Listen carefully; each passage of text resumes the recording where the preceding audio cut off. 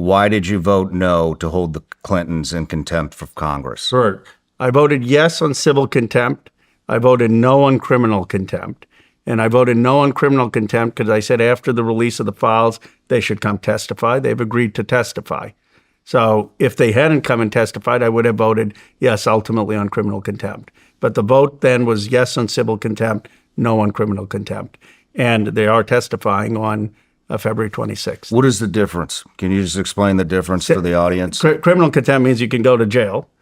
Civil contempt means that you could be fined. You don't go to jail. It's a fine. It's a violation of Congress. But the point is, I just thought it was premature when Comer was already negotiating. And what I said is, after the files get released, they should come.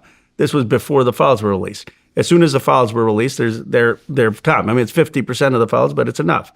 And if they hadn't come before Congress, which they're now coming, I would have voted for criminal contempt. And I said that at the time. So, people could criticize, why didn't you vote for criminal contempt then? But, the negotiation hadn't happened. I mean, you got to give someone a chance to come in and testify before Congress. Okay. I think that makes sense. I mean, there are more pics with Epstein online than there are of me and my wife. There's a lot of pictures of those two together. Of who, Clinton? Oh, yeah. He owes an explanation. I mean, he owes an explanation about how many times he saw him. Did he go to the island? Was he at any of the parties? Does he know? The other thing is, does he know other people who were raping these underage girls? Does he know what Epstein's role was? Because, there are pictures of Epstein at the CIA headquarters. I've never been to the CIA headquarters. It's not that impressive. Have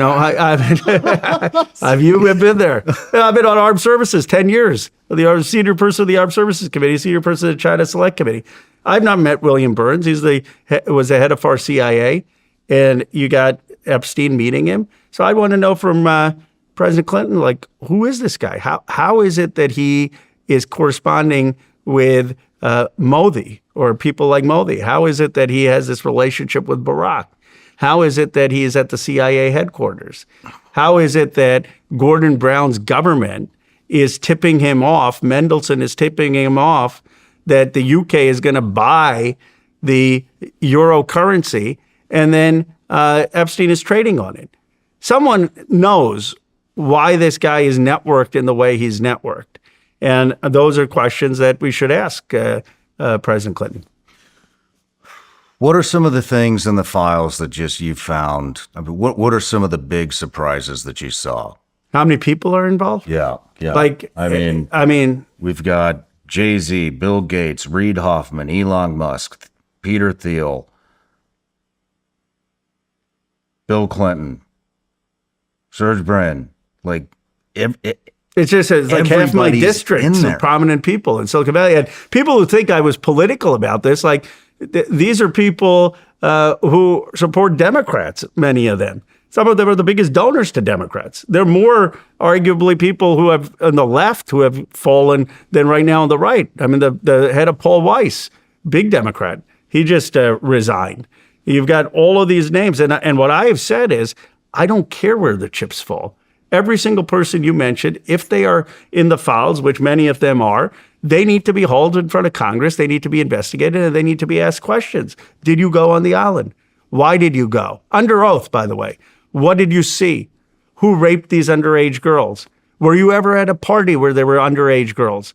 Were you ever at a party where underage girls were being paraded naked? And not just if you were on the island, if you were at his home, if you were on his ranch.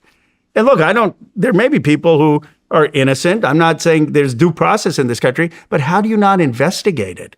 How do you not sit them down under oath and ask them questions? Even Melinda Gates, Bill Gates's ex, is saying she's got to answer questions. And then what do they? Did you see that? Yeah. Did you see that email chain? I did. He was asking for some kind of secret antibiotics to slip his wife because he gave her an STD or thought he gave her an STD and didn't want to. Yeah, I mean, and then his explanation. Holy shit. His explanation is, Epstein didn't send that email. He just drafted it to himself and actually didn't hit send. Well, I want to see if Bill Gates would say that under oath. I want to see if he would say that actually if there's an investigation. What these guys do is they find a convenient journalist to ask them a softball question. They do a 2-minute hit, and then they're hoping, okay, we're done. We're going to go in hiding for 2 years, and people will forget. And we've got so much money, and we fund so many universities and nonprofits, they're going to still want our money, and then we'll rehabilitate ourselves. Do you think that somebody that rapes kids, do you think that somebody that rapes kids does being under oath mean anything to them? Because I don't. I don't think it means a damn thing. Well, here's the problem for people. And I just want to be clear. I mean, we don't know which one of these people actually raped kids or were on islands where young girls were being paraded naked or knew that kids were being raped. Like there are a lot of people who knew that either Epstein or others were being raped and were still showing up on this island. People have been calling this shit out. I mean, Nicki Minaj, was it Nicki Minaj just came out and said she knew about this shit? I mean, lots of people have been talking about this stuff, but they were always labeled conspiracy theorists. But the guy that cut your previews probably knows more about this stuff than anybody I've ever talked to on the planet. You know, and I thought he was fucking crazy. Massey and I thought we were told we were conspiracy theorists. We were going to kill our reputations. We were pursuing a hoax. And now it turns out, the most powerful people in this country and around the world were implicated. But here's why it matters if you have them under oath. Because if you get enough of them and they're making statements, then there may be contradictions. Then if someone says, oh, yeah, I saw Gates on the island, and Gates says, no, I wasn't there, there are contradictions. As it is, there are people who are conveniently remembering that they met Epstein more than they claimed, right? And they're trying to correct the record. Lutnick and others are correcting the record. Why? Because there's emails that have come out. There are other people who are testifying. So if you get 100 of these people under oath, you're going to find the contradictions. You're going to find out who's lying. So I'm not counting on their own conscience coming clean. I'm counting on the fact that there needs to be an investigation. There's been no investigation. It's not just that they haven't released the file. There's no investigation. And I don't know. What does it say about our country? It says it's exactly what we talked about last time. There is a 2-tier justice system. Yeah. And the elites and political elites do not fall under the same justice department that the rest of us do. There are 2 Americas. There are 2 tiers of justice. If you're rich, if you're powerful, if you fund universities and nonprofits, you can do the most heinous things. Like you can show up to an island where young girls are being raped and have no consequence. I mean, so many people are involved, it's almost like it's a requirement to do that to get to the places that they are. That's how many fucking names are of powerful elites are in those damn files. I was on a call yesterday and someone said basically a version of that. They said, you don't understand, Ro, you had to be part of this Epstein network to be in the club. And he said, I didn't go, but I was tempted to go because everyone in my peer group was going. And if you weren't part of this club, then you weren't part of elite society. And so you have basically a peer pressure to go to an island where people know that this guy's been a convicted pedophile because they went after he was convicted, and they know that young girls are being raped. I mean, and it's the elite in Hollywood, the elite in finance, the elite in Silicon Valley, the elite in politics. And you talk to the survivors and they say, we were told you can't call the police. You can't call the FBI because they know too many powerful people. So you've got an America where you've got 2 systems of justice, and people resent that. People like you go and fight for the country's values. You risk your life. And yet these elite folks are basically saying, yeah, we can go to an island where young girls are being raped and no one can touch us. And they never thought anything would come out, and we can make lewd jokes about it and laugh about it and fly to Davos, and life goes on. That's how they were living. And at the same time, people have the same thing on the economy in this country. Like, okay, all the power is in the hands of this few folks, and I'm struggling to make ends meet for my family. It's the same sense of a rigged America that has led to the kind of anger that we see. What do you think is going to happen now? It depends. I mean, it depends if people like you are going to continue to bang the drum. That's one of the reasons I'm here. What I'll tell you what these elite guys want to have happen. They want to do a kind of mea culpa. Have you seen their statements? I regret that I spent too much time with Epstein. I regret the judgment I showed to take a meeting with Epstein. I regret that I took his money. Not like I am ashamed and appalled that Epstein was raping young girls, and there were other people part of my network that were raping young girls. And let me just confess at what happened and who did this, right? It's like this lawyerly statement. So here's what their game plan is. I mean, their game plan is, let's put these things out. Let's hope Massey and Khanna go away. Let them bang the drum for a few more months. Let this all fade. And then 2 years later, we're going to come back. We got too much money. They're going to want our money. They're going to want our scholarships, and we're going to be rehabilitated in society. That's their game plan. And the question for the country is, are we going to let them get away with it, or are we finally going to hold people accountable? In Britain, they're holding people accountable. What are they doing over there? Well, Starmer's government may fall. Andrew's gone. Andrew's gone. At least the prince gone. He's got to. I think there's got to be more to Andrew than just, okay, now you're not a prince. But at least he's not a prince. But he's probably got to have criminal investigation from the stuff I've seen. I think there has to actually be an investigation into what he did. But at least they've stripped him of his titles, and then they've got Mendelsohn, who's resigned just today or yesterday. Resigned. Right? There's some consequence. Starmer, the prime minister, his government may fall. He's lost confidence. By the way, he's on the left. This is a guy, and I said, good. There's accountability. This isn't left or right. The guy's on the left who's falling. I don't even fucking see left or right anymore. I just see good and evil, and that is it. I don't see any of this other shit. I think Jeremy told me a long time ago, politics is WWF wrestling. I truly believe that. Yeah. I fucking see it. It's disgusting. It's fucking disgusting. Yeah, no, I mean, they're good guys and bad guys. How everybody's, you're saying the American people can't let this go. They can't, that we have to hold them. How do we hold them accountable? I mean, you're doing your part, I'm doing my part, but we're up against a huge system that's coming unglued. I mean, the country's in fucking shambles. It just continues to go. I mean, people talk about revolution, civil war, all this shit. It's already happening. I mean, look at Minnesota. It's a fucking war zone up there. I was there. It is. Yeah. It's a fucking war zone up there. I mean, places down on the border, it's a fucking war zone down there. Our cities, which we were talking about, last time.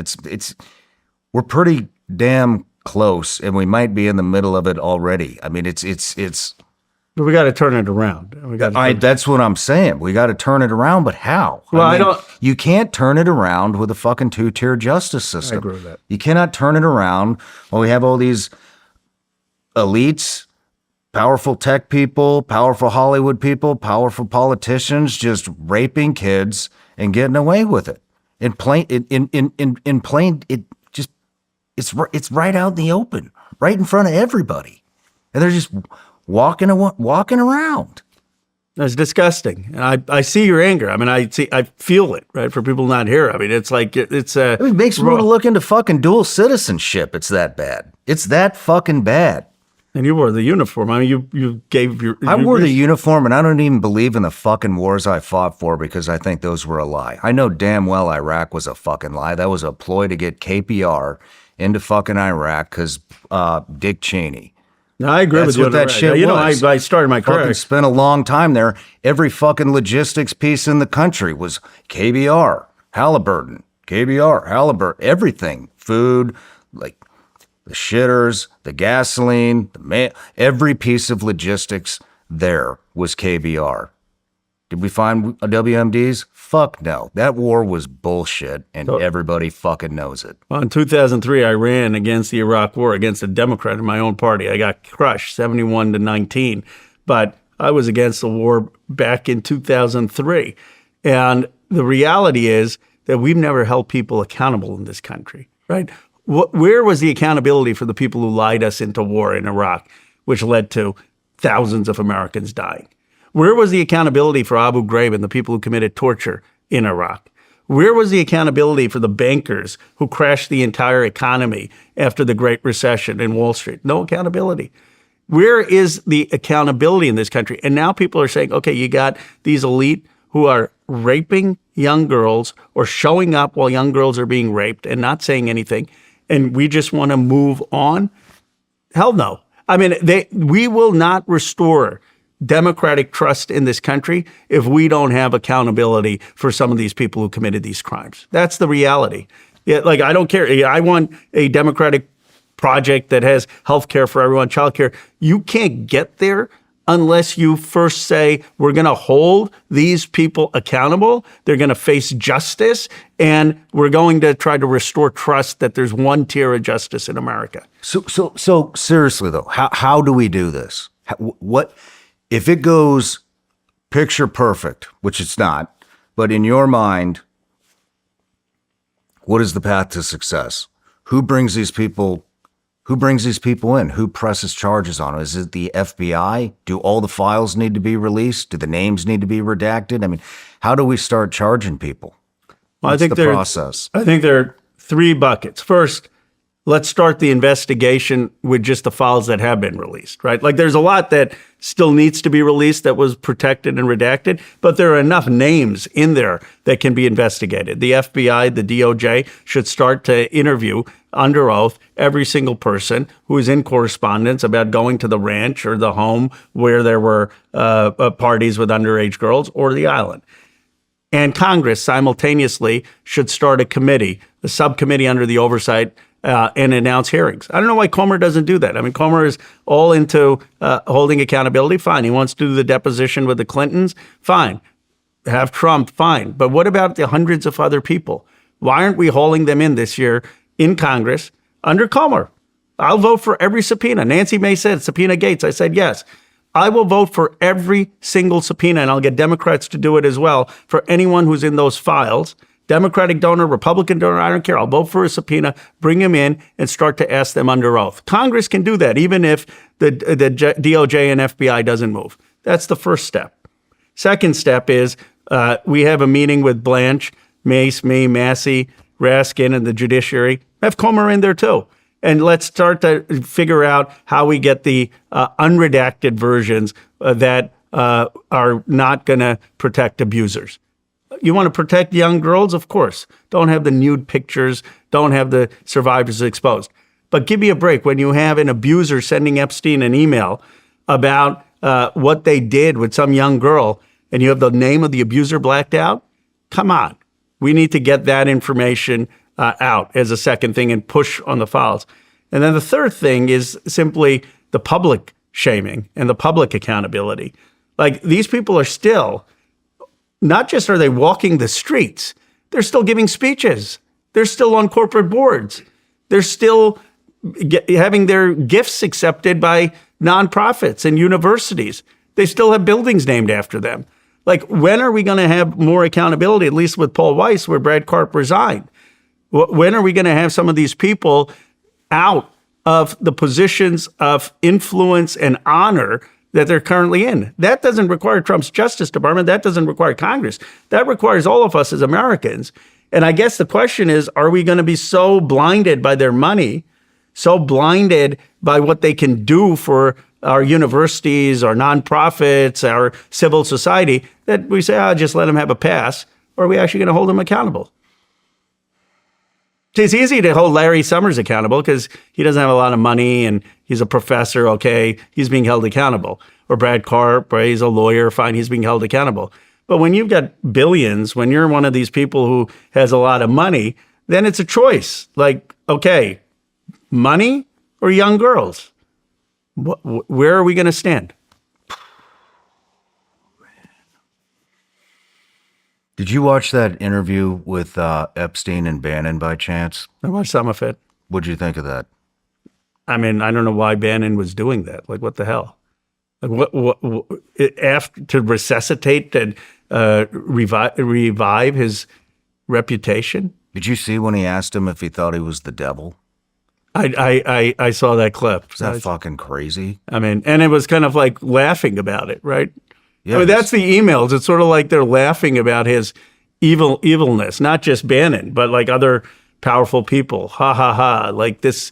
Ha ha ha! You're abusing young girls. How many people wrote like, "Bring the young girls, bring your harem with you"?